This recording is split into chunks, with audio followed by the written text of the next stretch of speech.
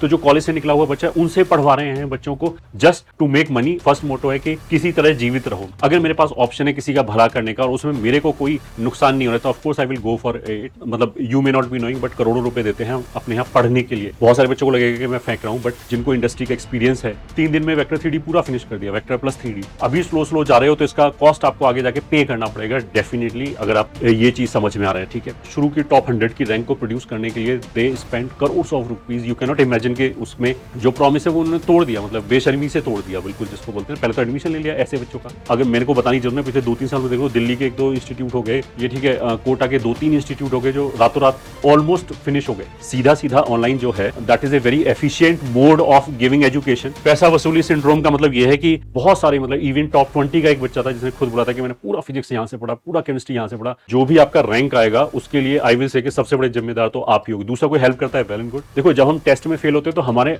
अपने ऊपर से कॉन्फिडेंस कम हो जाता है, हम अपनी जगह पे क्वेश्चन मार्क लगाने लगते हैं। हेलो बच्चों, every year we will find some student जो मेरे को लगता है कि इस बच्चे का पोटेंशियल बहुत ज्यादा अच्छा था but somehow it got wasted. और जब वो अपनी स्टोरी सुनाते हैं, मतलब इट कुड बी कि वो किसी जगह पे ऑफलाइन पढ़ रहा था, वहां पे उसको दिक्कतें आने चालू हुई, फिर उसने इधर उधर पहले मैनेज करने की कोशिश की किसी भी तरीके से, एंड फिर somehow he got connected with us. मतलब मे बी यूट्यूब चैनल से पढ़ रहा है या हमारे किसी कोर्स में एनरोल हुआ है। तो जब उसे बात करते हैं, कुछ क्वेश्चन पूछते हैं, तो वी अंडरस्टैंड कि यार इस बच्चे का पोटेंशियल तो बहुत ही अच्छा है और अभी तक का जो टाइम था अगर वो उसने ढंग से एफिशिएंटली यूटिलाइज कर लिया होता तो या तो इसका सिलेक्शन हो जाता। कुछ लोग ऐसे होते हैं कि इतना लेट आते हैं कि फिर वो कोर्स करेक्शन का टाइम ही नहीं बचता, या फिर ऐसा होता है कि उसका रैंक सीवियरली कंप्रोमाइज हो गया। मतलब वीसी के इस बच्चे का पोटेंशियल आराम से 200 रैंक तक जाने का था जब वो कुछ क्वेश्चनों में आंसर में, मतलब बिल्कुल फ्रेश क्वेश्चन जो हम पूछते हैं कहीं से भी किसी एक्सपोजर की जरूरत नहीं है, और जब उसने उसमें बहुत अच्छा आंसर दिया तो समझ में आता है कि इसका आईक्यू बहुत शार्प है और he should have gotten A rank with in से 200-300, बट लास्ट में उसकी रैंक जो आती है मान ली 5000 आई, 6000 आई, तो it got severely compromised because कि जहां पे भी जो भी सिस्टम वो फॉलो कर रहा था वो एफिशिएंट नहीं था और उसका एन नंबर ऑफ रीजन हो सकता है। तो आई थॉट कि अभी भी 2027 के लिए, 2028 के लिए बहुत सारे बच्चे तैयारी कर रहे होंगे, तो उनको वार्न करना कि अगर आपकी प्रिपरेशन अच्छी चल रही है, well and good, keep working hard and do not get distracted, और लगातार जिस भी वे में आप मेहनत कर रहे हो वो लगातार मेहनत करते रहो, आगे जाके और शानदार इसको आप बिल्ड कर सकते हो। बट अगर आपकी प्रिपरेशन किसी भी रीजन से अच्छी नहीं चल रही है एंड यू फाइंड कि something is lacking, preparation half hazard है और समझ में नहीं आ रहा है, तो उन बच्चों के लिए मैंने ये वीडियो बनाने की कोशिश की है कि ऐसा हो सकता है कि कभी कभी वी अंडरस्टैंड के कुछ प्रॉब्लम है but we are not able to pinpoint exactly दिक्कत कहां पे है। तो हो सकता है कि इस वीडियो की हेल्प से आप उसको आइडेंटिफाई कर पाओ, आपको समझ में आ जाए कि लॉजिक, इसके पीछे लॉजिक क्या चल रहा है। तो इस वीडियो का टाइटल मैंने क्या रखा है कि is your offline coaching crushing your IIT dreams. मतलब आपके अंदर जिसे बोलते हैं रिक्वायर्ड आईक्यू है, आप पूरा मेहनत करने के लिए तैयार हो सिस्टमैटिकली, ये ठीक है, विदाउट डिस्ट्रैक्शन के, बट अगर वो सपोर्टिंग सिस्टम आपके इस विजन को सपोर्ट नहीं कर रहा है बल्कि उसके आड़े आ रहा है, तो हो सकता है कि आप अपना पोटेंशियल रियलाइज ना कर पाए 2027 के जेई एग्जामिनेशन में या फिर 2028 के जेई एग्जाम में। तो देखो जो मैंने बच्चों से बात करके लिया है पिछले 3-4 सालों में, जो मेरा एक्सपीरियंस है उसके बेसिस पे आई विल से, क्योंकि we are setting in Jaipur but almost देश के हर सिटी का बच्चा हमसे जुड़ा हुआ है, तो हर कोचिंग के बारे में, वो स्ट्रेंथ और वीकनेसेस के बारे में बात करते हैं, तो उनसे मैंने ये सारे पॉइंट्स ड्रॉ किए हैं ऑफकोर्स बच्चों के साथ एक्सपीरियंस के। तो देखो there are 2 types of offline coaching. एक ये हो गया, ये बहुत रिसेंटली और बहुत बड़ा फेनोमेना है कि on the verge of closing there many companies जो मतलब पिछले 10, 15, 20 सालों से चल रही थी या 30 सालों से चल रही थी, बट प्रैक्टिकली पिछले 1-2 साल में यू विल फाइंड कि इतनी सारी बड़ी बड़ी सो कॉल्ड जो ब्रांड्स थे उनका क्लोजर हुआ है ऑफलाइन में। मेरे को नाम लेने की जरूरत नहीं है बट दे आर कम से कम 4-5 बड़ी कंपनीज थी या बड़े जिसे मतलब ऑफलाइन इंस्टीट्यूट थे जिनकी पैन इंडिया ब्रांचेस थी और वो बिल्कुल फाइनेंशियली वाइबल नहीं बचे। बहुत लोगों ने कुछ फ्रेंचाइजी दे रखी थी, तो मैंने उनकी फ्रेंचाइजी की वर्किंग को भी देखा है कि 2-3 साल तक बस वो ऐसे ही जिसे बोलते हैं घिसटते रहे कि किसी तरीके से ये वाइबल हो जाए या फिर जितना इसमें से प्रॉफिट हम खींच सकते हैं उतना खींचे। मतलब I have seen one particular centre जहां पे ग्रेजुएट करके आए हुए बच्चों से पढ़वा रहे हैं, ये ठीक है, ताकि बच्चों से फीस तो ऑफलाइन वाली ले रहे हैं, मे बी 1.25 लाख रुपए या 1.5 लाख रुपए, बट पढ़वा ऐसे बच्चों से रहे हैं, मतलब लिटरली जो कॉलेज से निकले हुए बच्चे हैं जिनको खुद अभी कोई टीचिंग का एक्सपीरियंस नहीं है। मतलब नॉलेज होना एंड एक अच्छा टीचर होना दोनों डिफरेंट चीजें हैं। जो टीचिंग है वो हमें एक्सपीरियंस के साथ आती है। नॉलेज तो हो सकता है जिस बच्चे की आईआईटी जेईई की तैयारी अच्छी की हो उसको नॉलेज हो, बट उसको डिलीवर कैसे करना है, बच्चों के अंदर जो डिफरेंट कैटेगरी के बच्चे होते हैं है, ये ठीक है, किसी की रिसेप्टिविटी हाई है, किसी को थोड़ा स्लो समझ में आता है, कोई बहुत ज्यादा जैसे बोलते हैं कि पर्टिकुलर हो जाता है कि मेरे को बिल्कुल चीजें ढंग से समझ में आनी चाहिए तभी वो आगे बढ़ता है। तो उन बच्चों को हैंडल कैसे करना है, इसके लिए हमें वास्ट एक्सपीरियंस चाहिए होता है। तो जो कॉलेज से निकला हुआ बच्चा है उनसे पढ़वा रहे हैं बच्चों को जस्ट टू मेक मनी और जो सिस्टम है उसको वाइबल रखने के लिए। और ऐसा उन्होंने 3-4 साल तक मैंने देखा कि लगातार करते रहे। एवरी जो बैच वहां से गया, मतलब मे बी कि फर्स्ट बैच में 300 बच्चे थे, अगले साल 200 बच्चे थे, फिर अगले साल 150 बच्चे थे, फाइनली वो बंद हो गया। बट पिछले 3-4 साल में उसकी जो डिक्लाइनिंग की जर्नी है दैट आई हैव सीन कि जैसे बोलते हैं टोटली इमोरल के आप बच्चों को ऐसे बच्चों से कैसे पढ़वा सकते हैं जिनको खुद ही कुछ नॉलेज नहीं है। तो एक तो वो हो गए कि मतलब उनके साथ फाइनेंशियली बहुत दिक्कत है। अभी भी ऐसे बहुत सारे इंस्टीट्यूट रन कर रहे हैं एंड अगर कोई बच्चा थोड़ा सा भी या फिर पेरेंट्स अगर थोड़ा सा भी जागरूक है तो दे कैन फाइंड के इन कंपनीज के साथ फाइनेंशियल प्रॉब्लम चल रहा है पिछले 1-2 साल से। तो अगर वो चल रहा है तो ऐसे ही नहीं है कि वो हवा में बातें हैं, उसका ग्राउंड पे भी बहुत अच्छा इफेक्ट दिखाई देता है, क्लियर कट विजिबल चीजें दिखाई देती हैं। और जिसके बारे में आई विल डिस्कस कि आप कैसे आइडेंटिफाई कर सकते हो कि हो सकता है ये वाली दिक्कत हो। तो इनका जो फर्स्ट जैसे बोलते हैं ना कि मोटो क्या है, वो फर्स्ट मोटो है कि किसी तरह जीवित रहो। मतलब जो भी हमारा पैसा आ रहा है तो उसके हिसाब से हम उसको ऐसे यूटिलाइज करके बस जिंदा रहें हम जितना लॉन्गर ड्यूरेशन में हो सकता है। एंड ऑफ कोर्स कभी कभी जैसे ओनर हो गया या फ्रेंचाइजी ओनर हो गया, उसको समझ में आता है कि दिस इज नॉट वाइबल, नहीं चलेगा, हो सकता है कि दो साल बाद डाई डाउन हो जाए। बट वो सोचते हैं कि इन 1-2 साल में जितना प्रॉफिट निकाल सकते हैं उतना प्रॉफिट निकाल दिया। मतलब यहाँ पे मैंने बहुत तरह के कॉम्प्रोमाइजेस को देखा है कि अब मैं वो मतलब सारी चीजें बोलने लग जाऊंगा तो it will take lots of time कि टेस्ट भी नहीं कराए, क्योंकि उसके लिए भी आपको वेन्यू लेना पड़ता है, उसमें भी कुछ खर्चा आता है, लाइट का खर्चा आता है, इस तरह के एसी का खर्चा आता है। इस तरह के खर्चों तक को बचाया गया है जबकि फीस पूरी ली गई थी। एक तो ये इंस्टीट्यूट हो गए, दूसरे वो इंस्टीट्यूट हो गए ऑफलाइन वाले जो which are financially well off और अच्छी तरीके से रन करें। बट इनकी दिक्कत क्या है कि they want to go for IPO and उनका जो जैसे उन्हें मेन मोटो क्या है कि प्रॉफिट मैक्सिमाइजेशन होना चाहिए। मतलब जो रिजल्ट है वो उन्होंने समहाउ मैनेज कर रखा है कि चलो 9-10 से बच्चों को आइडेंटिफाई करके खूब सारा पैसा देके टॉप 100 की रैंक्स तो दे कैन शो और उसी के अराउंड मार्केटिंग पूरा बिल्ड करके वो पूरा अपना बिजनेस बिल्ड करते हैं। ठीक है, तो जो जैसे जैसे हम लोअर डाउन द बैचेस में जाते रहेंगे ऑर्डर में, वहां पे जो उनकी ऑफरिंग्स हैं वो कॉम्प्रोमाइज होती ही चली जाएंगी। तो इनका मेन पर्पस क्या है कि जितना ज्यादा प्रॉफिट आएगा उसका कई मल्टीपल में वैल्यूएशन होता है, तो वैल्यूएशन पे उतना ही फर्क पड़ता है। अगर वो आईपीओ के लिए गए हुए हैं या जाने वाले हैं तो डेफिनेटली ये चीज मैटर करता है, इसलिए उनकी जो सर्विसेज हैं वो कॉम्प्रोमाइज्ड हैं। मतलब एज सच उनको कोई दिक्कत नहीं है, if they want they can provide full services, but उनका फिर प्रॉफिट जिसे बोलते हैं ना कि वो कॉम्प्रोमाइज हो जाएगा। तो जैसे सबसे पहला चीज हो गया इंटेंट हो गया।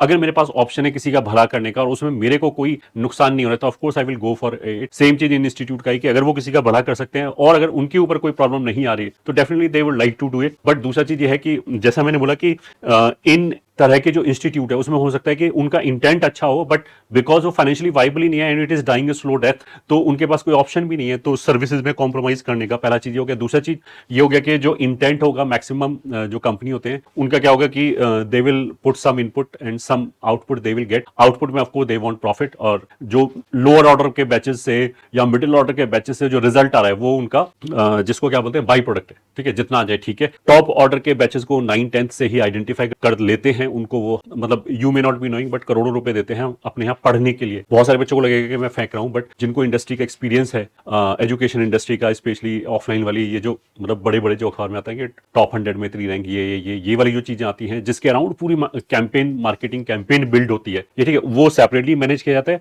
और उसके नीचे जो 1 लाख या 2 लाख बच्चों को पढ़ाया जाता है, ये ठीक है, that is A separate thing. तो उससे अगर रिजल्ट नहीं भी आए तो भी जो उनका टॉप 100 में रैंक वाला चीज है वो उसी को प्रमोट करेंगे। नीचे से मतलब रिजल्ट नहीं आएगा मतलब कितना भी कॉम्प्रोमाइज रिजल्ट आएगा, किसी बच्चे का मान लीजिए पोटेंशियल 400 रैंक का है और उसका 4000 रैंक आ रहा है तो ही मे नॉट बी रियलाइजिंग कि उसका पोटेंशियल 400 रैंक का था। वो तो जब आईआईटी में जाएगा पढ़ेगा तब उसको पीयर कंपैरिजन से उसे समझ में आएगा कि उसका रिजल्ट कॉम्प्रोमाइज था। ठीक है, दूसरा एक बहुत बड़ा साइन ये है कि अगर आपका स्पेशली छोटी छोटी जगह पे जहां पे सिस्टम छोटे होते हैं, नंबर ऑफ स्टूडेंट कम होते हैं, तो वायबिलिटी कम आती है, तो वहां पे यूल से कि changing time table faculty frequently, मतलब ऐसा हो गया कि एक दिन फिजिक्स की 2 क्लासेस लगा दी। ये जो साइन है ना कि अगर आपका टाइम टेबल बार बार चेंज हो रहा है या फिर फैकल्टी बार बार चेंज हो रहा है तो उसका मतलब क्या है कि मोस्ट वाली आपका इंस्टीट्यूट इस वाली कैटेगरी में है, तभी वो फैकल्टी पे एक्सपेरिमेंट कर रहा है, ये ठीक है, तभी उसकी फैकल्टी जो है कि उसको कहीं और ऑफर मिला। ऐसा भी हो सकता है कि वो फैकल्टी पेड ही ना हो, ये ठीक है, बहुत सारे लोगों की सैलरी ना ही हो 1-2 महीने से, तो ऐसा नहीं कि फैकल्टी की वजह से कोई दिक्कत है, उसको भी ऑफकोर्स अपना घर चलाना है, तो हो सकता है कि वो कहीं इंटरव्यू देने जा रहा हो, 2-2 दिन की फ्रीक्वेंटली छुट्टी ले रहा हो, तो दीज आर द साइंस कि अगर सब कुछ स्मूथ नहीं चल रहा है, ठीक है, बार बार टाइम टेबल चेंज हो रहा है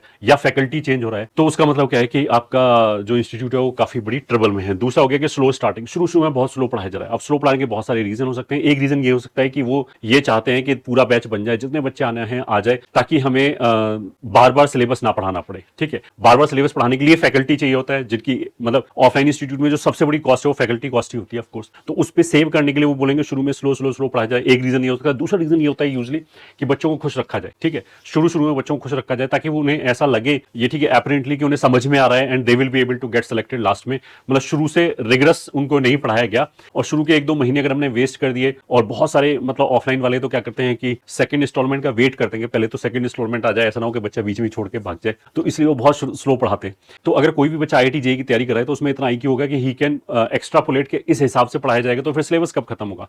या तो हमारे मेंस 1 के बाद में सिलेबस खत्म होगा, या बिल्कुल मेंस 1 से पहले खत्म होगा, डिपेंडिंग अपॉन के बैच कब शुरू किया है।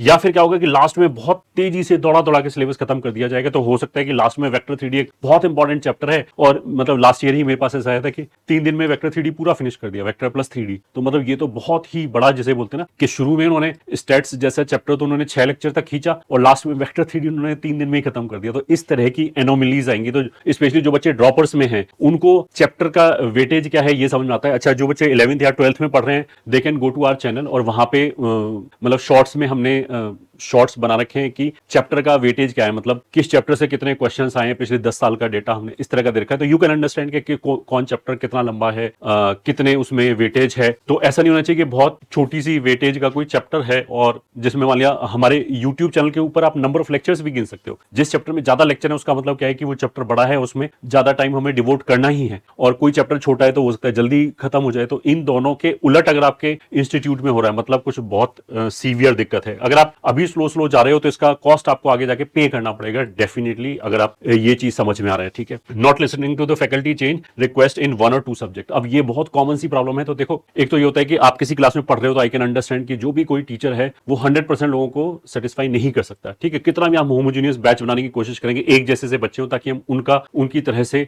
जिसे बोलते हैं कि इनपुट दे पाए जो भी उनका रिक्वायरमेंट हो, तो उनके साथ फ्रीक्वेंसी मैच कर पाए, ये करने की कोशिश करते हैं। But still there will be some people, पूरे बैच में मान 100 बच्चों का बैच है तो हो सकता है कि 5 बच्चों को दिक्कत हो, 6 बच्चों को दिक्कत हो। तो this is understandable, this is human nature. ये ठीक है, अगर नॉन होमोजीनियस बैच होगा तो फिर एक बहुत बड़ा डिवाइड होगा कि 40% लोगों को दिक्कत है, 60% लोगों को दिक्कत नहीं है। इस तरह की चीजें हो सकती है डिपेंडिंग अपॉन। ऐसा नहीं कि टीचर की ही गलती है, अगर नॉन होमोजीनियस बैच होगा तो बहुत बड़ा डिवीजन आ जाएगा बच्चों में, जो उस टीचर को पसंद करते होंगे और जो उस टीचर को पसंद नहीं करते होंगे। ठीक है, बट अगर मान लिया फेयरली होमोजीनियस बैच है and you are finding 90% of the students are not satisfied and they want faculty change, but जो ओनर है वो चेंज नहीं कर रहा है, तो this is the biggest sign कि उस इंस्टीट्यूट में कुछ बहुत बड़ी गड़बड़ है।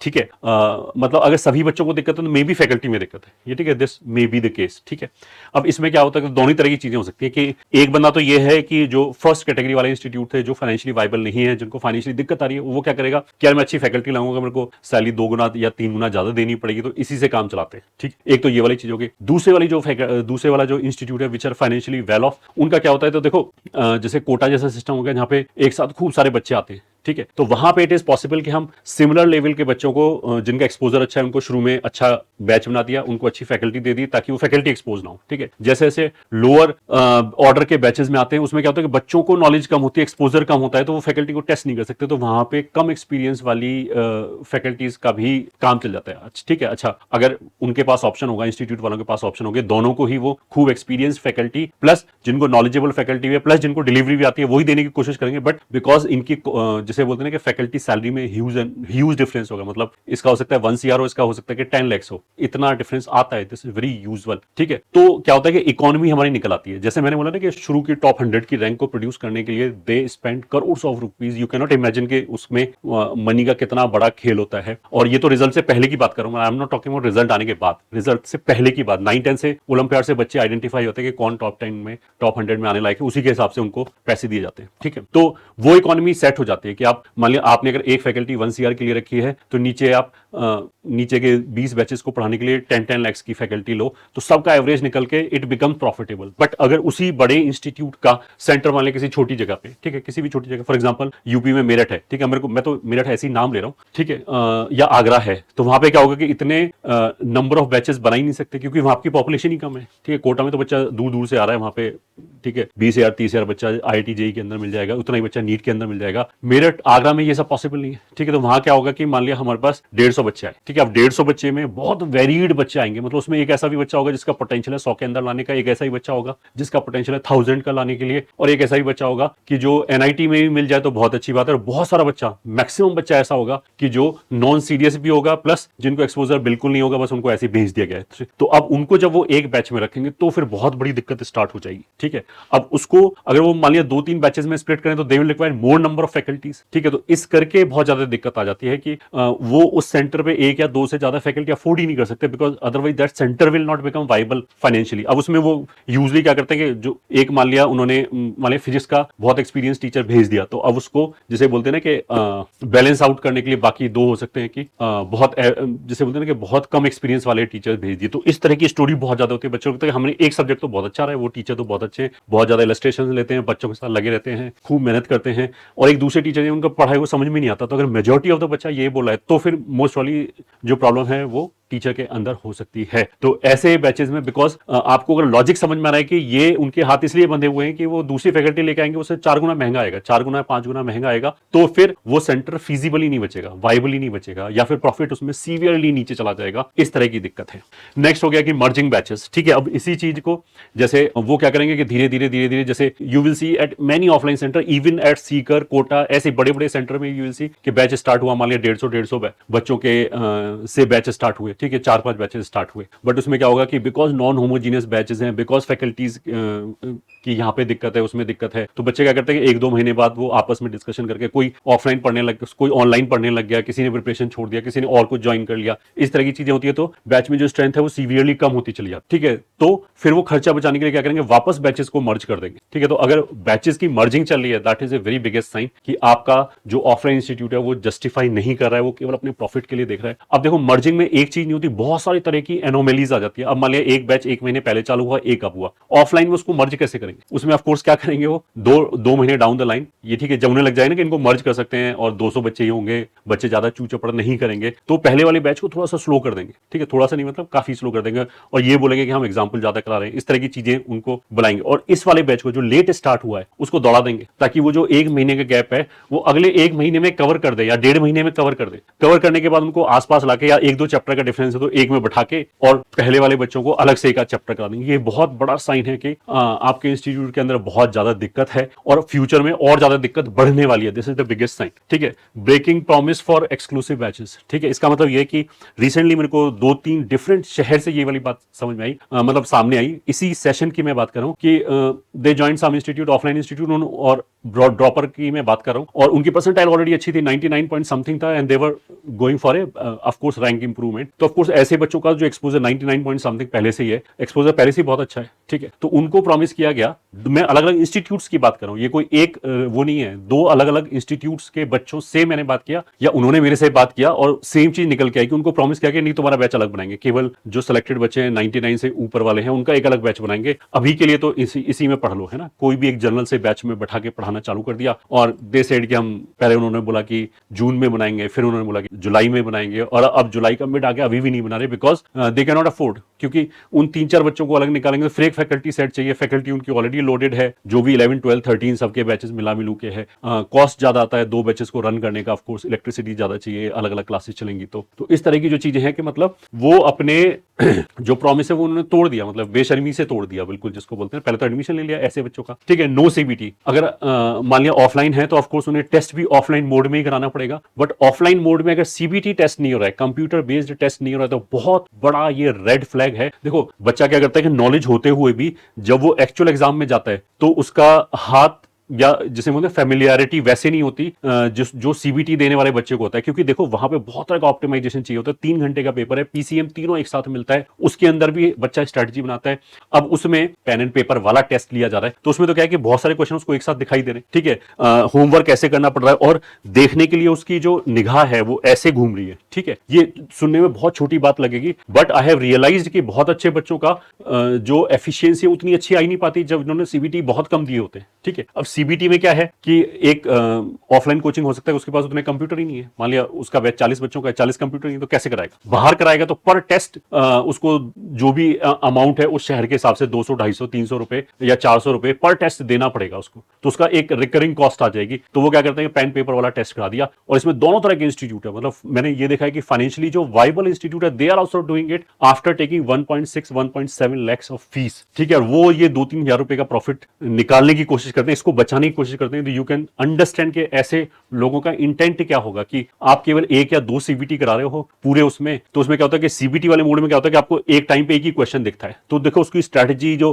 बच्चे के माइंड में जो पैटर्न्स बनते हैं, जो उसकी जैसे बोलते हैं देखने में जो अभ्यस्त होता है, वो टोटली चेंज होता है, ठीक है। तो वहां पे जाकर उसके हाथ ही नहीं चलते। तो जब एक्चुअल सीबीटी में जाता है, एक्चुअल सीबीटी अगर आपने 10-12 दे रखे हैं, तब आपको वो फ्लुएंसी आएगी टेस्ट देने का, मतलब फिर वो जो टेक है या फिर वो जो मोड है वो आपको परेशान नहीं करेगा। तो अगर सीबीटी नहीं हो रहा है तो that is a very big red flag on the intent या कैपेबिलिटी। मतलब पहले वाला इंस्टीट्यूट जो फाइनेंशियली वाइबल नहीं है वो तो बिल्कुल ही नहीं कराएंगे, डेफिनेटली नहीं कराने की कोशिश करेंगे, क्योंकि उनका पैसा बचेगा।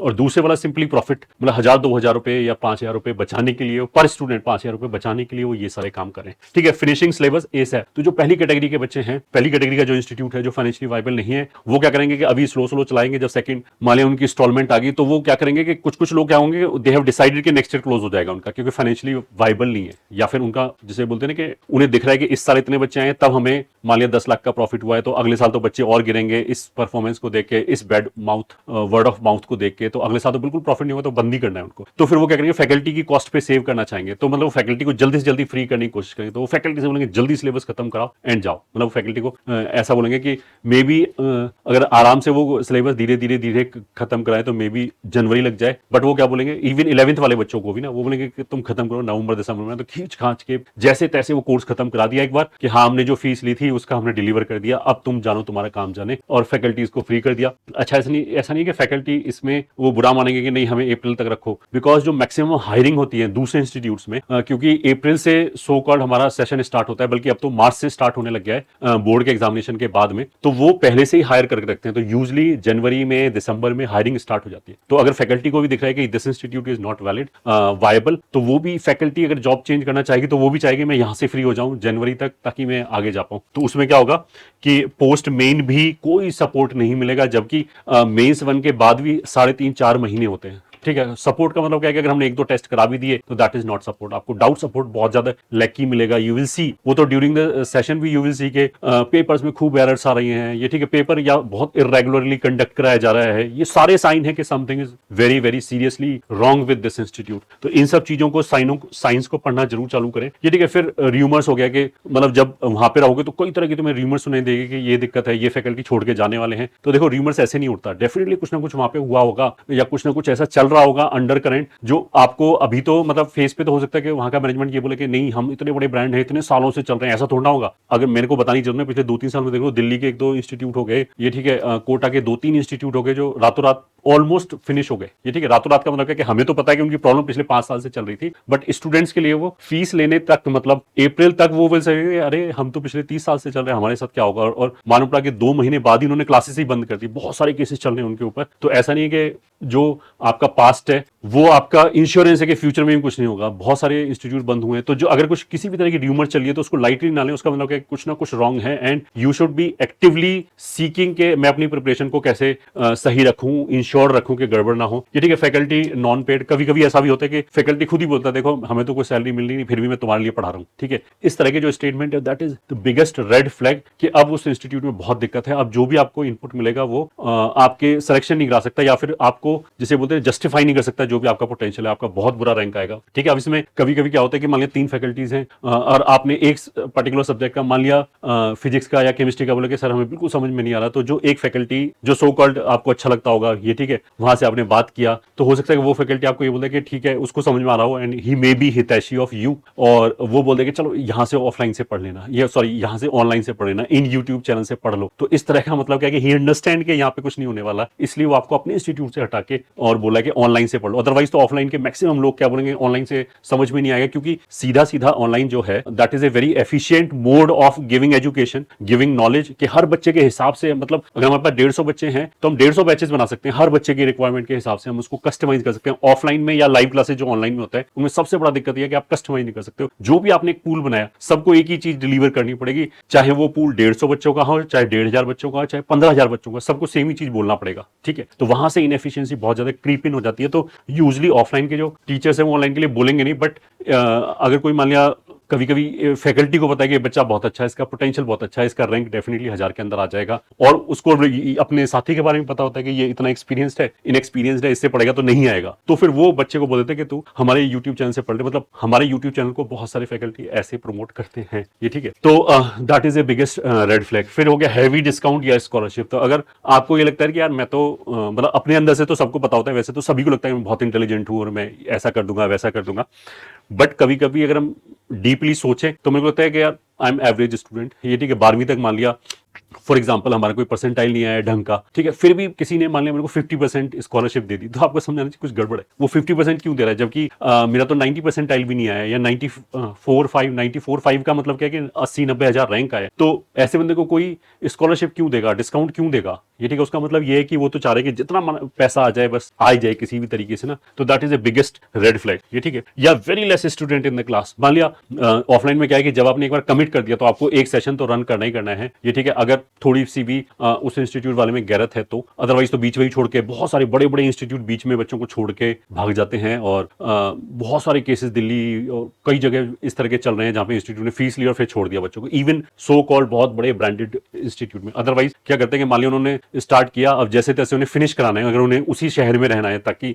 बैकलैश ना आए, तो फिर जब उन्होंने स्टार्ट कर दिया, फिर मान लो पढ़ा के स्टार्ट करने का मतलब क्या है, कमिटमेंट हो गया कि दिसंबर तक तो हमें क्लासेस चलानी है, तो अगर वो कमिटमेंट हो गया तो फिर खर्चे भी एक फिक्स्ड हो गए कि 1 CR तो खर्च होगा ही होगा। अब मान लिया आपके बैच में बहुत कम बच्चे हैं, ठीक है, क्योंकि उसे तो स्टार्ट करने से पहले नहीं पता था कि एग्जैक्टली कितने बच्चे आएंगे, कितने बच्चे फीस देंगे, कितना उनको रेवेन्यू आएगा, तो यहाँ पे एक बहुत बड़ा गैप आ सकता है। तो अगर बहुत कम बच्चे हैं तो उसका मतलब क्या है कि आगे जाके जो सर्विसेज हैं वो बहुत ही ज्यादा कॉम्प्रोमाइज होने वाली है, ठीक है। मान लिया वो फिर भी घाटा सह रहे हैं, हो सकता है, बट वो अपने घाटे को मिनिमम करने की कोशिश करेंगे ना समहाउ, तो that will reflect on your result. तो ठीक है, अभी तक तो मैंने सारी बातें की कि किस किस तरह की तुम्हें चीजें दिखाई देंगी अपनी ऑफलाइन इंस्टीट्यूट में, तो आपको सतर्क हो जाना चाहिए कि समथिंग इज वेरी रॉन्ग। तो हाउ टू टैकल दिस, ठीक है। अब इसको हम टैकल कैसे कर सकते हैं अगर ये आपके साथ चल रहा है। अगर ये आपके साथ नहीं चल रहा है तो आपने वीडियो देखने की जरूरत ही नहीं, अपनी प्रिपरेशन करो। इसमें टाइम इन्वेस्ट करने से बढ़िया है कि आप 4-6 क्वेश्चन और एक्स्ट्रा सॉल्व करो, ज्यादा एक्सपोजर होगा तो बेटर रैंक आएगी डेफिनेटली। तो टैकल का मतलब है कि सबसे पहले तो यू शुड अंडरस्टैंड कि for them you might be A roll number, but for you it is a make और ब्रेक ऑफ योर कैरियर। मतलब सबसे पहले तो मेरे को ये समझ में आना चाहिए कि दो पार्टी है, एक सर्विस दे रहा है and you are getting the service जिसके लिए आपने पे किया है, ठीक है। उनका क्या है कि उनके लिए तो यू आर जस्ट के हमारे 980 एडमिशन है इस सेंटर में, तो you are just one among them, ठीक है। उनके लिए तो इतना मैटर ऑफ कंसर्न है, आपके लिए तो पूरा कैरियर है, मतलब आप अपना पूरा एफर्ट भी डाले हो, यू हैव रिक्वायर्ड IQ, और उसके बाद किसी दूसरे सिस्टम के सपोर्ट ना मिलने की वजह से अगर आपका रैंक ना आए या फिर ये ना आए, तो उसका जो खामियाजा है ये ठीक है, उसका जो आप पे करोगे, डेट पे जो करोगे, वो अगले 30-40 साल तक जो तुम्हारा प्रोफेशनल कैरियर है उसके ऊपर पड़ेगा। तो ये चीज हम जरूर समझें। मतलब ये मैंने इसलिए बोला कि I should be very clear कि इसका आउटकम क्या होगा। एक तो लोग ऐसा होता है ना कि वो देखते रहते हैं कि चलो हाँ गड़बड़ है, चल तो रहा है, बट वो कुछ एक्शन नहीं लेते। तो उसका मतलब क्या है कि अगर उनको इमरजेंसी नहीं लग रहा है या फिर उनको इसका जैसे उन्हें सीरियसनेस नहीं समझ में आ रहा कि इसका इंपैक्ट क्या होगा मेरा आगे आने वाली लाइफ पे, तो मे बी उन्हें अभी रियलाइज ना हो, वो इस गर्त में और नीचे जाते चले जाएं। जब रियलाइज हो कि हम तो फंस गए हैं, फिर वहां से वापस आना पॉसिबल ना हो, ऐसा हो सकता है, ठीक है। इसकी मैंने ऑलरेडी बात कर दी है। कोई भी सिस्टम हो उसमें जो इनपुट होगा वो मतलब एडवर्टाइजमेंट हो गया, इंफ्रास्ट्रक्चर हो गया, इस तरह का हो गया। मेन मोटो जो आउटपुट होगा वो ऑफकोर्स प्रॉफिट के लिए ही इंस्टीट्यूट चल रहा है, और बाई प्रोडक्ट में सिलेक्शन हो, ये ठीक है, ठीक है। अब चला रहे हैं तो कुछ सेलेक्ट हो ही जाएंगे, उस तरह वाली चीजें। तो मेरे को ये समझना चाहिए कि मेन मोटो उनका प्रॉफिट है, मेन मोटो इज नॉट कि आपका बेस्ट से बेस्ट रैंक आए, ठीक है, एक पर्टिकुलर स्टूडेंट का। स्टेयरिंग एट द प्रॉब्लम, जैसे मैंने बोला कि अगर आप प्रॉब्लम की तरफ देखते रहोगे तो अपने आप सॉल्व नहीं होगा। अगर मान लिया आपने प्रिपरेशन स्टार्ट किया है, मे बी अप्रैल से की है, मे बी जून से की है, तो अब तक एक सफिशिएंट टाइम हो गया होगा टू अंडरस्टैंड कि how the preparation is going. ठीक है, अगर इसमें आपको डिफिकल्टी नजर आ रही है तो ये मान लो कि जो आगे का प्रिपरेशन है वो पहाड़ पे चढ़ने के इक्वलेंट है। आगे जाके आप और थकते जाओगे, ठीक है, आपको और ज्यादा रिसोर्सेज चाहिए होगी। जैसे पहाड़ की एनालॉजी में क्या है कि जितना हम ऊपर जाते हैं उतना ही ऑक्सीजन कम होती जाती है, तो चलना उतना ही ज्यादा डिफिकल्ट होता जाता है। यहाँ पे ऑक्सीजन का मतलब ये होगा कि 2 मंथ डाउन द लाइन आपके पास अवेलेबल टाइम और कम होगा, क्योंकि जितना भी सिलेबस हो चुका होगा उसका आपको रिवीजन करना होगा, तो things are going to be more difficult. आगे इजी नहीं आने वाला जब तक हमारा सिलेबस फिनिश नहीं हुआ। तो ये चीज मेरे को समझ आनी चाहिए। तो अगर किसी भी तरीके से अभी प्रॉब्लम चल रहा है तो अगर आप उसको सॉल्व नहीं हो तो फ्यूचर में सॉल्व नहीं होगा, ये फ्यूचर में और ज्यादा बड़ा बन जाएगा। ये ठीक है, इतना बड़ा बन जाएगा जैसे बीमारी होती है ना कि बच्चों को, किसी भी बंदे को पता है कि हाँ मेरे पैर में दर्द हो रहा है, वो कहता है चलता रहेगा। फिर जब बिल्कुल ही ऐसा सिचुएशन आ जाएगा कि सर्जरी होगी, ठीक है, तब डॉक्टर बोलता है कि 2 महीने पहले आ गए होते तो हमने आपके पैर को बचा लिया होता। इस तरह की चीजें हैं। तो वो यहाँ पे प्रिपरेशन में भी है कि ऐसा ना हो कि हमारी प्रिपरेशन आईसीयू में पहुंच जाए और फिर हमें कुछ बहुत बड़ा कॉम्प्रोमाइज करना पड़े। ये ठीक है, अभी हो सकता है कि हम उसको ट्रैक पे ले आए। अगर मैंने आइडेंटिफाई कर लिया कि ये दिक्कत है, तो प्रॉब्लम के ऊपर स्टेयर ना करते हैं, उसके एक एप्रोप्रिएट एक्शन भी ले। ठीक है, पैसा वसूली सिंड्रोम का मतलब ये है कि मैक्सिमम जो आईआईटी जेईई की तैयारी करने वाले बच्चे हैं वो मैक्सिमम मिडिल क्लास वाले आते हैं, और वो जो फीस देते हैं, ये ठीक है, उनके लिए वो बहुत बड़ा अमाउंट होता है यूजली, कि मे बी पेरेंट्स ने 4 साल से 6 साल से सेव किया होता है कि ये बच्चे की पढ़ाई के लिए मेरे को पैसा चाहिए होता है। तो जब उन्होंने वो फीस दे दिया, ठीक है, तो फिर उनको ऐसा फील होता है कि यार अगर मैंने मान लिया ये इंस्टीट्यूट, मेरे को समझ में आ गया कि यहां से मेरा कुछ नहीं होगा, यहां से मैं अपने पोटेंशियल को, अपनी मेहनत को जस्टिफाई नहीं कर पाऊंगा इन टर्म्स ऑफ रैंक और सिलेक्शन, डेफिनेटली मेरे को समझ में आ गया। बट वो सिंड्रोम होता है कि मेरे 1.5 लाख हो गए और ये पैसे तो वापस देंगे नहीं, तो मेरा ये वेस्ट हो जाएगा, तो समहाउ वसूलने के लिए they will keep going there. तो ये बहुत ही गंदा माइंडसेट है। मतलब आप 1.5 लाख की बात करो, आपका पूरा कैरियर स्टेक पे लगाया कि जो भी आपकी सैलरी होगी, मतलब 20-25 लाख पर एनम जो भी सैलरी होगी ओवर ए पीरियड ऑफ, अगर वो कॉम्प्रोमाइज होता है, ठीक है, मतलब वो तो आप देख सकते हो कि ए ग्रेड के इंस्टीट्यूट है, उनकी मान लिया 40 लाख पर एनम है, फिर बी ग्रेड के इंस्टीट्यूट है, मान लिया उनका 15 लाख है, सी ग्रेड के इंस्टीट्यूट है मान लिया 5 लाख है, डी ग्रेड के इंस्टीट्यूट है मान लिया वो नौकरी के लिए तरस रहे। इस तरह की जो चीजें, तो वो डिफरेंस देखो। अगर मान लिया हम इस 1 लाख जो हमने गलती से खर्च कर दिए, या फिर गलती से भी क्या, मतलब हमें पता ही नहीं था कि आगे ब्लैक बॉक्स है, पता नहीं कौन टीचर मिलेगा, कैसे पढ़ाएंगे, कैसे सिलेबस फिनिश होगा, तो उसमें हम बोल सकते हैं कि लैक ऑफ रिसर्च भी हो सकता है और लैक ऑफ सामने वाला डिसीट भी कर सकता है, ऐसा भी हो सकता है। तो अगर वो हमारा पैसा खर्च हो गया है तो दैट डज नॉट मीन कि जो मेरे करोड़ों अरबों का कैरियर है हम उसको ऐसे ही वेस्ट होने दें। तो ये realisation is very very very important. If second instalment not paid, तो स्पेशली अगर मतलब ऑफलाइन में, जैसा मैंने बोला कि मिडिल क्लास के लोग होते हैं वो पैसे का अरेंजमेंट करते हैं, तो बहुत सारी जगह पे क्या होता है कि फर्स्ट इंस्टॉलमेंट दे दी, अगर सेकंड इंस्टॉलमेंट नहीं दी है और प्रिपरेशन में दिक्कत आ रही है तो बहुत मतलब आई विल से कि you are kind of lucky. एक बार उसको रीइवैल्यूएट कर लें कि सेकंड इंस्टॉलमेंट देनी चाहिए या फिर इसको हमें और कहीं यूज करना चाहिए अपनी प्रिपरेशन को ट्रैक पे लाने के लिए। ये सारे इवैल्यूएशन जरूर कर लें। Next is YouTube lecture. Of course अब जब ये बताइए कि मान लिया अगर हम एक सब्जेक्ट से दुखी हैं या 2 सब्जेक्ट से दिखे हैं तो फिर हम पढ़ेंगे क्या, तो of course you can use our YouTube lecture, या अगर आपको और कोई यूट्यूब लेक्चर पसंद है, ठीक है, वो कर सकते हो और सिंसियरली वहां से पढ़ाई की जा सकती है। Every year we will find many students जो हमें पता भी नहीं होता, जो कैंपस में जाने के बाद मतलब I get so many connection request on LinkedIn, और फिर वो बोलते हैं कि हमने आपके इस चैनल से पढ़ा, मेरे यहाँ पे इस सब्जेक्ट की दिक्कत थी, ये मैंने यहाँ से पूरा पढ़ा है। इवन नीट के स्टूडेंट जिनकी टॉप 100 में टॉप 50 में रैंक आई हुई होती है, वो भी बोलते हैं कि हमने आपके चैनल से फिजिक्स और केमिस्ट्री पढ़ा और इस साल फिजिक्स टफ आ गया, जैसे लास्ट ईयर की बात थी। बहुत सारे मतलब इवन टॉप 20 का एक बच्चा था जिसने खुद बोला था कि मैंने पूरा फिजिक्स यहाँ से पढ़ा, पूरा केमिस्ट्री यहाँ से पढ़ा, और बाई चांस टफ आ गया तो उसको बहुत फायदा हुआ। ऑफकोर्स जेई लेवल तक का जब उसने पढ़ा, तो वो जो लेक्चर प्रोवाइड किए गए they are sufficient in themselves. तो अगर आपको मान लिया एक सब्जेक्ट में दिक्कत है, ठीक है,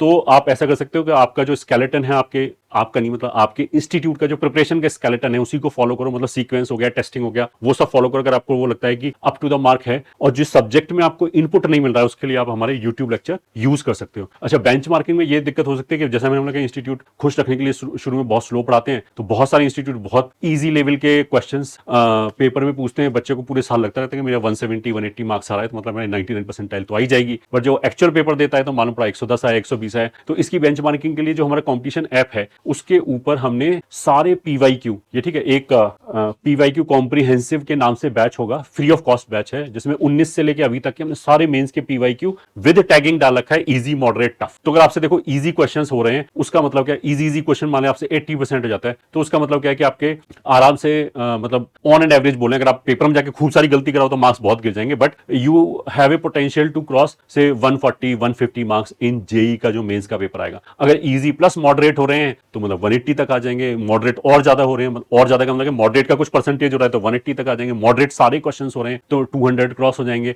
टफ क्वेश्चन हो रहे हैं तो 250 भी क्रॉस हो जाएंगे। तो मतलब वहां से आप खुद ही बेंचमार्किंग करके देख सकते हो, क्योंकि इंस्टीट्यूट पे हो सकता है कि बहुत इजी वाले क्वेश्चन उठा के आपको करा दिए जाएं और आपको लगे कि हाँ मेंस के क्वेश्चन मेरे से हो रहे हैं, मतलब मेरी प्रिपरेशन अच्छी चल रही है। हो सकता है वो इजीएस्ट क्वेश्चन छांट के कराए जा रहे हैं। तो इस तरह की चीजों पे जरूर देखें। B in control of your destiny, मतलब जो भी आपका रैंक आएगा उसके लिए आई विल से कि सबसे बड़े जिम्मेदार तो आप ही होगी। दूसरा कोई हेल्प करता है well and good, otherwise you should be responsible to it and so you should be in control. मतलब ऐसा नहीं कि हम भगवान के भरोसे बैठे हैं कि दूसरे ने अगर हेल्प कर दी तो आ जाएगी, नहीं कर दी तो नहीं आएगी। ऐसा एटीट्यूड नहीं होना चाहिए, वरना आपको क्या होगा, जैसे नेक्स्ट ईयर रिजल्ट आएगा या जो 28 में पढ़ने वाले बच्चे जैसे रिजल्ट आएगा उन्हें तुरंत समझ में आ जाएगा कि यार ये गड़बड़ है, काश मैं ऐसे कर लेता जब मेरे को साइंस दिखाई दे रहे थे या आइडेंटिफाई हो गई थी प्रॉब्लम। तो उस टाइम में पछताने से कुछ नहीं होगा, आपका क्रूशियल पीरियड निकल चुका है। ये ठीक है। अब देखो ये तो एक एग्जाम है, ठीक है, एक एग्जाम से मेक और ब्रेक नहीं होता है, वेल अंडरस्टूड, ठीक है। बहुत सारे लोग फेल होने के बाद भी अच्छा कर लेते हैं, बट आई विल से कि that is not a general rule, that is an exception. मतलब अगर एग्जाम में मान लिया 10,000 लोग फेल हुए फॉर एग्जाम्पल, तो 2 लोगों ने अगर मान लिया अच्छा कर लिया या 10 लोगों ने अच्छा कर लिया, तो उस 10 का एग्जाम्पल देके हम जनरलाइज तो नहीं कर सकते ना। मतलब हमें तो मोटा मोटा देखना पड़ेगा कि 99.9% लोग का कैरियर वो नहीं रहा जो उनका हो सकता था। बिकॉज देखो जब हम टेस्ट में फेल होते हैं तो हमारे अपने ऊपर से कॉन्फिडेंस कम हो जाता है, हम अपनी जगह पे क्वेश्चन मार्क लगाने लगते हैं एंड वी थिंक कि पता नहीं जेई में क्या ही चाहिए होता होगा, या जो जेई में लोग जाते हैं, आईआईटी में लोग जाते हैं, पता नहीं वो कैसे ही होते होंगे, इसी दुविधा में रहते हैं। तो अपने आप को बहुत कम आंकने लगते हैं। ये मैंने बच्चों में देखा है कि अच्छा पोटेंशियल होते हुए भी, जिसका IQ बहुत शार्प था, पेपर में कुछ गड़बड़ हो गया, उसका रैंक नीचे आ गया, तो उसके बाद मैंने देखा है कि उनको अपने ऊपर से कॉन्फिडेंस ही चला जाता है, तो जिसका वो बहुत लाइफ में पे करते हैं बिकॉज कैरियर वाइज, क्योंकि काफी कुछ आपके कॉन्फिडेंस पे ही डिपेंड करता है। मतलब it should not be over confidence, then also you will be making lots of mistake. But अगर आप अंडर कॉन्फिडेंट हो तो भी आप मतलब सही जगह पे नहीं पहुंच पाओगे, आप हमेशा अपने आप को अंडर एस्टिमेट करोगे। तो ये वो वाला मोमेंट है, मतलब उस क्रॉस रोड पे आप खड़े हुए कि आगे का जो जर्नी है, जैसा आप डील करोगे, जितना आप कंट्रोल में रहोगे, उतना ही एक तो एग्जामिनेशन का जो रिजल्ट आएगा वो तो एक छोटी बात होगी, बट उसके बाद जो आपका अपने को देखने का जो नजरिया है वो भी आई विल से कि बहुत हद तक चेंज हो जाएगा। तो पॉजिटिवली भी हो सकता है और नेगेटिवली भी हो सकता है।